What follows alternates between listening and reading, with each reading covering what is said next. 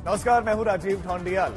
नरेंद्र मोदी की तीसरी बार प्रधानमंत्री बनने का उनका रास्ता साफ हो गया है। अटकलों पर विराम लगाते हुए एनडीए के सहयोगी दलों ने एकजुटता दिखाई और पीएम मोदी के नेतृत्व पर भरोसा जताया गया। एनडीए नेताओं की बैठक में मोदी की अगुवाई में सरकार बनाने पर सहमति बन गई है। इस बैठक में नरेंद्र मोदी के साथ साथ राजनाथ सिंह, अमित शाह, जेपी नड्डा मौजूद थे। सहयोगी दलों में नीतीश कुमार, चंद्रबाबू नायडू, चिराग पासवान, एकनाथ शिंदे और जेडीएस के नेता भी शामिल हुए। एनडीए नेताओं की पहली बैठक में यह तय हो गया कि नरेंद्र मोदी तीसरी बार शपथ लेंगे, लेकिन आधिकारिक तारीख अभी तक साफ नहीं हुई है।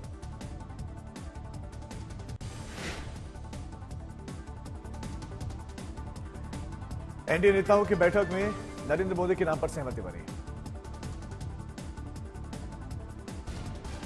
Contest elections if you are not a part of NDA. Three parties combined we collected. Why you got that doubt? I don't know.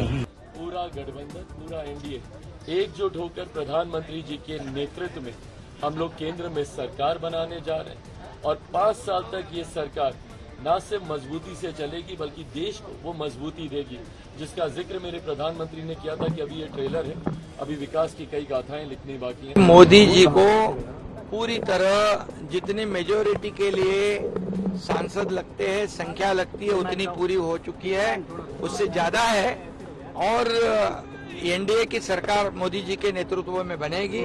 उनका मैं अभिनंदन करता हूं।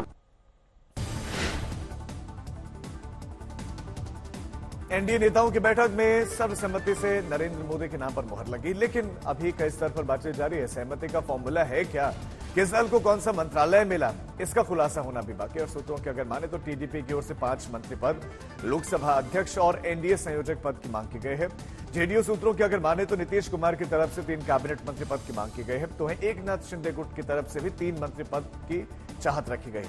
जीतन राम मांझी, चिराग पासवान, एचडी कुमारस्वामी भी मंत्री पद मांग रहे हैं। 7 जून को एनडीए सांसदों की बैठक होगी, जिसमें नरेंद्र मोदी को नेता चुना जाएगा और फिर सरकार बनाने का दावा पेश किया जाएगा। ये बैठक पुराने संसद भवन में सेंट्रल हॉल में होगी। बैठक के लिए बीजेपी ने अपने सभी सांसदों को दिल्ली बुलाया है। एनडीए के सांसद भी दिल्ली में पहुंच रहे हैं और सूत्रों की अगर माने तो सरकार गठन में बीजेपी देरी के मूड में बिल्कुल दे रही है। 8 जून को ही मोदी तीसरी बार प्रधानमंत्री की शपथ ले सकते हैं।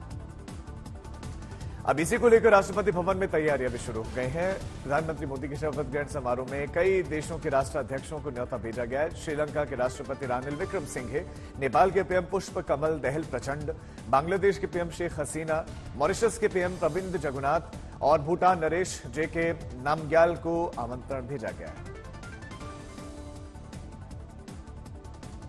मैंने कहा है कि मोदी जी को पूरी तरह जितनी मेजोरिटी के लिए सांसद लगते हैं, संख्या लगती है, उतनी पूरी हो चुकी है, उससे ज्यादा है और एनडीए की सरकार मोदी जी के नेतृत्व में बनेगी। उनका मैं अभिनंदन करता हूं और उनको आज मैं समर्थन देने यहाँ पर आया हूँ, शुभकामनाएं देने आया हूँ।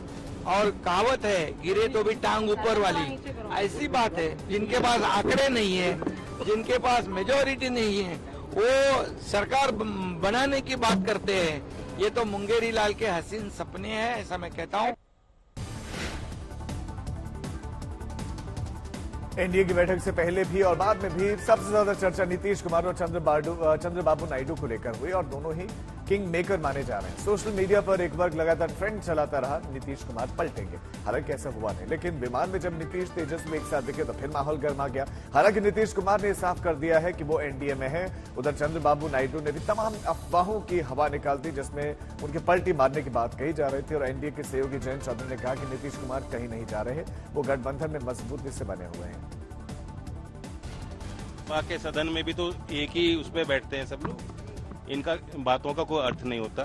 नीतीश जी गंभीर राजनीतिक नेता हैं, देश को दिशा देने वाले नेता हैं और नीतीश जी ने जब फैसला लिया इंडिया को छोड़ने का, उनके फैसले से ही प्रेरित होके लोकदल अगली पार्टी थी जिसने इंडिया को छोड़ के एनडीए का साथ आए हम। तो नीतीश जी से हम सीखने का हम उम्मीद करते हैं, मुझे और मौका मिलेगा, अवसर मिलेगा, साथ काम करेंगे एनडीए में। उधर इंडिया दलों ने भी अपनी स्थिति साफ कर दी है। दिल्ली में हुई बैठक के बाद से तय किया गया कि फिलहाल वो सरकार बनाने का दावा नहीं करेंगे और सही समय का इंतजार करेंगे। कांग्रेस अध्यक्ष खड़गे ने कहा कि एनडीए सरकार देश के सपनों को साकार नहीं कर सकती, जन आकांक्षाओं को बीजेपी समझ नहीं सकती। उन्होंने कहा कि जनता ने हमें इसलिए चुना कि ताकि हम संविधान की रक्षा कर सकें। इंडिया दलों को मिला जन समर्थन नफरत की राजनीति के खिलाफ है। उधर तेजस्वी यादव ने कहा कि जल्दबाजी की जरूरत नहीं है, आगे आगे देखिए होता है क्या।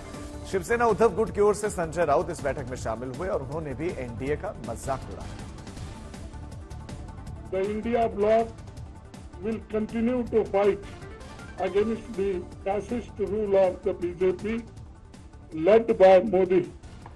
We will take appropriate steps at the appropriate time to realize the people's desire not to be ruled by the BJP's government, and this is our decision, and we all together agreed on these points, and will definitely whatever promises we have given to the people, that we will keep it up.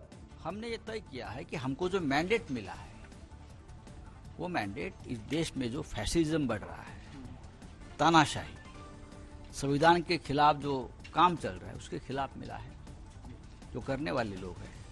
तो हमको जब मौका मिलेगा, appropriate time का हम इंतजार कर रहे हैं, तब जो पीपल्स डिजायर है ये सरकार बदलने की, उस दिशा में हम कदम बढ़ाएंगे।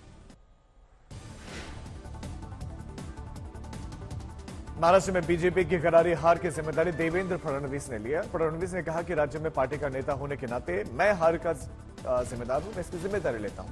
देवेंद्र फडणवीस उन्होंने जो है डिप्टी सीएम पद से इस्तीफे की पेशकश की है और पार्टी हाईकमान ने कहा कि उन्हें पदमुक्त कर दें। उधर सीएम एकनाथ शिंदे ने कहा कि फडणवीस अपने पद पर बने रहेंगे। 48 लोकसभा सीट वाले महाराष्ट्र में बीजेपी डबल डिजिट पर भी नहीं पहुंच पाई और मात्र 9 सीटों पर उन्हें संतोष करना पड़ा। फडणवीस ने कहा कि सरकार से बाहर निकलकर वो संगठन के लिए काम करना चाहते हैं और उन्होंने कहा कि हमारी हार हुई है, इसका मतलब ये नहीं है कि हम वापसी नहीं करेंगे। ये जो हमारा महाराष्ट्र में डिबैकल हुआ है या जो हमें एक प्रकार से हार मिली है, हमारी सीटें कम हुई है, इसकी पूरी जिम्मेदारी ये मेरी है। मैं इस जिम्मेदारी को स्वीकारता हूं। कहां कमियां रही है उसको पूरा करने की कोशिश करूंगा। मैं भागने वाला आदमी तो हूं नहीं और जोरों से मैदान में उतरूंगा और हमारी पूरी पार्टी को साथ में लेकर हम लोग वापस नई स्ट्रैटेजी तैयार करेंगे और नई स्ट्रैटेजी तैयार करके हम लोग जनता के बीच जाएंगे। जनता का जो विश्वास है उस विश्वास को हम लोग संपादित करेंगे। चुनाव परिणाम के बाद आज मुख्यमंत्री योगी समीक्षा बैठक करेंगे और बैठक में सरकारी कार्यों को फिर से तेज करने पर जोर दिया जाएगा। मुख्यमंत्री योगी आदित्यनाथ आज जनता दरबार भी लगाएंगे जिसमें वो जन समस्याएं सुनेंगे, समाधान उनका करेंगे। सुबह 9 बजे से दोपहर 2 बजे तक जनता दर्शन कार्यक्रम है। चुनावों की वजह से मुख्यमंत्री के सरकारी कार्यक्रम ठप पड़े थे और अब नतीजों के बाद एक बार फिर उन्हें शुरू किया जा रहा है। यूपी में ऐतिहासिक सफलता के बाद समाजवादी पार्टी के सांसद डिंपल यादव मथुरा पहुंच गए। यहां पर उन्होंने बांके बिहारी मंदिर में पूजा अर्चना की और समाजवादी पार्टी की सफलता के लिए भगवान का शुक्रिया किया। डिंपल यादव ने मैनपुरी से चुनाव जीता और इस बार लोकसभा चुनाव में समाजवादी पार्टी ने 37 सीटें जीती हैं, जो कि इससे पहले कभी नहीं हुआ था। डिंपल के साथ साथ उनकी बेटी भी इस मंदिर में पहुंची।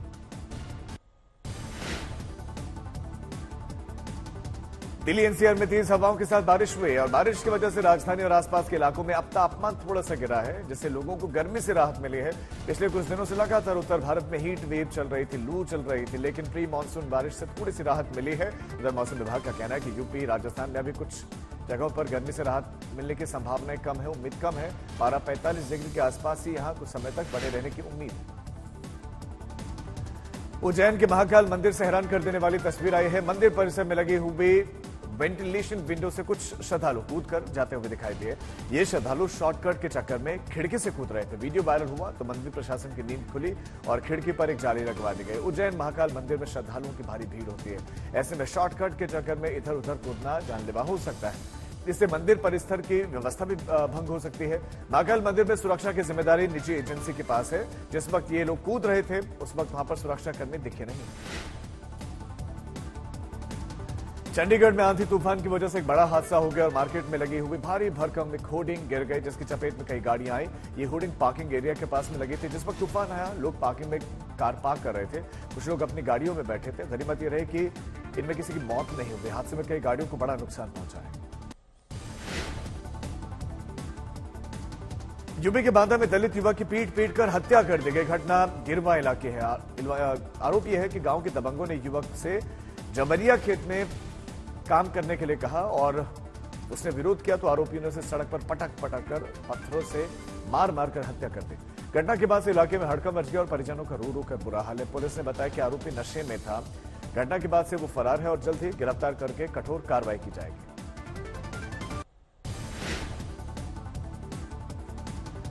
T20 वर्ल्ड कप में टीम इंडिया ने अपने अभियान की शुरुआत जीत के साथ की है। आयरलैंड के खिलाफ पहले मैच में भारत ने 8 विकेट से इस मैच को अपने नाम किया। जीत के लिए टीम इंडिया को 97 रनों का लक्ष्य मिला था। कप्तान रोहित शर्मा ने 52 रनों की पारी खेली और ऋषभ पंत ने नाबाद 36 रन बनाए।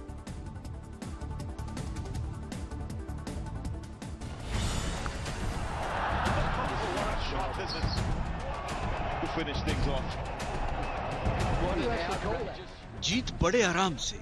आयरलैंड की चुनौती को चकनाचूर करना यूं भी बड़ा काम नहीं था और कप्तान जब मूड में हो तो 97 का लक्ष्य मतलब ऊंट के मुंह में जीरा।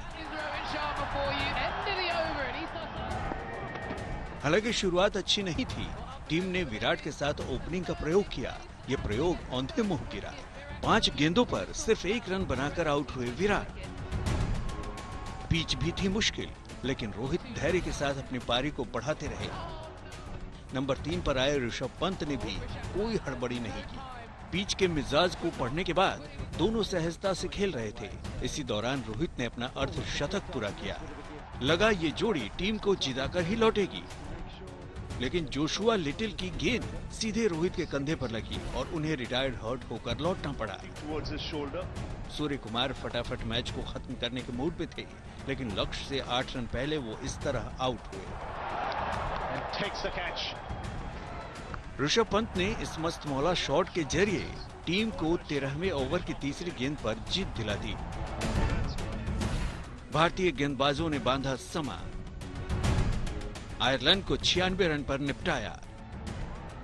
गेंदबाजी में विकेट चटकाने का सिलसिला अर्शदीप ने शुरू किया। उन्होंने आयरलैंड के दोनों ओपनरों को शिकार बनाया।